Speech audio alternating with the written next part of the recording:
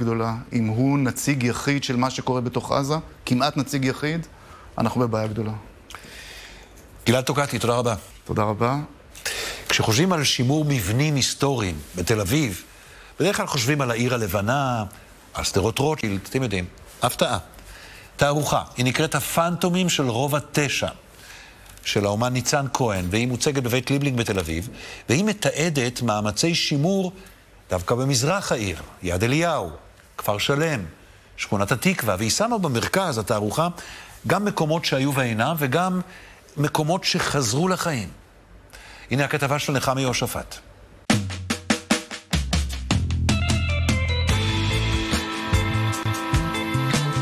עשיתי המון רעיונות, הסתובבתי בשווקים וברחובות ובהמון מקומות בשכונות עם מצלמה כדי לצלם אנשים, ופתאום אמרתי שהגיבורים של הסרטים האלה זה המקומות.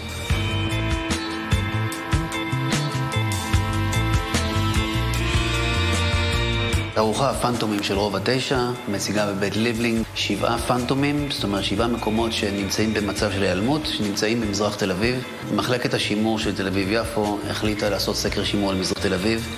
הם הזמינו את רועי פביאן, שהוא אומן ואדריכל, ליצור צוות שבעצם מורכב מאנשים מדיסציפלינות שונות. הוא פנה אליי כדי ליצור סרטים דוקומנטריים ולנסות להבין את רוח המקום דרך הסרטים. ורועי הזמין אותי לאיזושהי הרפתקה של לבדוק שימור בעיניים חדשות. כאב פנטום זה תופעה שקורית כשמישהו מאבד גפה בדרך כלל. מי שחווה את התופעה הזאת, הוא לא עוד מתאר כאב בגדם, איפה שנקטע, הוא חווה כאב שממשיך להחיות במידה מסוימת את הגפה הזאת שנקטעה.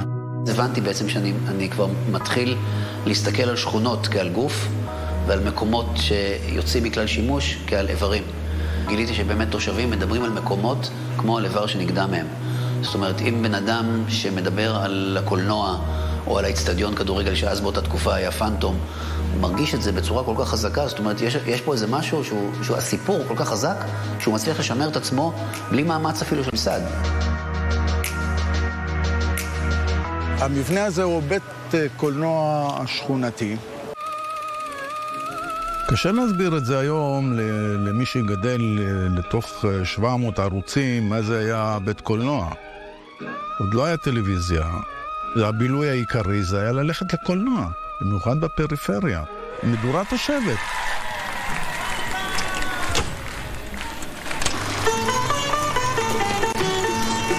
אנחנו כילדים היינו באים, אתה יודע, לראות סרטים הודיים, כי זה מה שהלך באותם שנים. ולנו כילדים זה היה מאוד נאיבי, היינו מתאהבים בשחקניות, אוהבים את השחקן.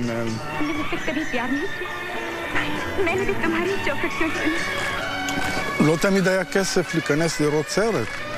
אז היינו עומדים פה, הוא היה איזה גגון, פה אני לא זוכר, שהיינו עומדים עליו, והיינו רבע מסך כזה. אז את רוב הסרטים מאוד אני מכיר, רק מהחלק העליון. כאילו זה עשה לי את החשק, להתעסק עם קולנוע.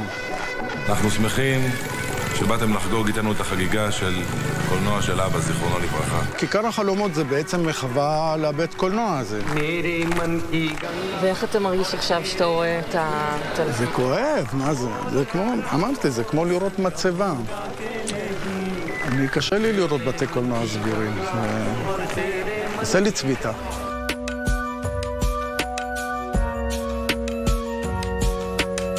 כשאנחנו מדברים על שימור, בטח שזה בא ממחלקת שימור במחלקת הנדסה, אנחנו חושבים על הסביבה הפיזית. ויהיו רבים שיבואו ויגידו, מה יש לשמר בתקווה? אין תשתיות, אין ביוב, כל הזמן הצפות. אבל בעצם מה שהתקווה לימדה אותי, אני קוראת לה בלב שלי, מלכת הגאות והשפל. שכל דבר קשה שקרה בה, הצמיח בתוכו איזשהו איכויות. ברמה המחקרית, זה בעצם היה ההבנה שתל אביב-יפו לא נשענת רק על העיר הלבנה ויפו, אלא יש עוד רגל שעליה היא נשענת, וזה בעצם מזרח תל אביב, חלק מזרחי, ציוני, מסורתי, ימני, לאומי, שלא היה לו בעצם מקום. כולנו מכירים את העיר הלבנה, את הארכיטקטורה שלה, את הבאוהאוס, וכולנו מכירים גם את יפו. ומה שאנחנו באנו ואנחנו מציעים במסמך מדיניות הזה, זה להסתכל על התקווה כעל העיר הכחולה. הכחול של הטלית, הדגל והצווארון הכחול, הם היו המקור השראה שלנו לעיר הכחולה. לספר סיפור על זהות מזרחית שצומחת פה ומתפתחת פה ומתגבשת פה.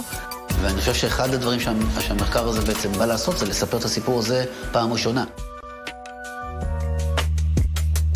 ויש פה סיפור הצלחה שהוא חלקו קשור גם לסקר שימור הזה, שבעצם שני פנטומים שאנחנו איתרנו, בסופו של דבר חזרו לשימוש. אחד זה תחנת השידור של תל חיים, שבעצם שופצה והפכה להיות מרכז קהילתי, ויש את האצטדיון, שזה שם היה באמת סיפור של קמפיין גדול של אוהדים שביקשו את האצטדיון בחזרה, ואחרי 21 שנה הם באמת, ממש החודש הזה, קיבלו את האצטדיון בחזרה, ובאמת חזרו לשחק בו. יאללה, נשמה טובה. מה העניינים? ברוך השם. בואו! אתה רואה את המקום הזה? כן. זה היה יציע השרופים. אתה רואה את כל זה, אתה רואה איפה שעומדים הגלים וכל זה, כל זה היו עומדים אנשים, על הכל. הכדור בפנים, 1-0 לבני יהודה. כמה שנים אתה אוהד? אני כבר 60 שנה אוהד. ועכשיו, איך זה לחזור לבית? מה התחושה? וואי, זה משהו שאי אפשר, אני אומר לך, זה חלום.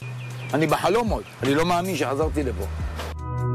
זו דוגמה ממש קלאסית לאיך המרחב הפיזי מייצר אפשרות לאינטראקציה חברתית חדשה, אחרת. וזה, אני חושבת, משהו שאסור שימחק מהסיפור של תל אביב. זה חלק מהסיפור של תל אביב. זה תמיד מפתיע אותי הכוח של סיפור. הוא מחובר למקום מסוים, הוא מחובר לבן אדם מסוים, אבל הוא נותן איזושהי משמעות שמייצרת גם אפשרות לשייכות קהילתית, לזהות, גם שימור בסוף, זה סיפור. עכשיו הפסקה קצרה, כהרגלנו, אחר כך שני כוכבים שעוברים מעמדת השחקן לכיסא הבמאי ומועמדים לפרס אופיר. מיד. בקבוקה רק שיחק תפקיד רציני בחזרה הראשונה. אני הייתי מאוד נחוץ. השאלה אם הבאת את הבקבוק בשבילם או בשבילך? הבאתי בשביל שלושתנו. 7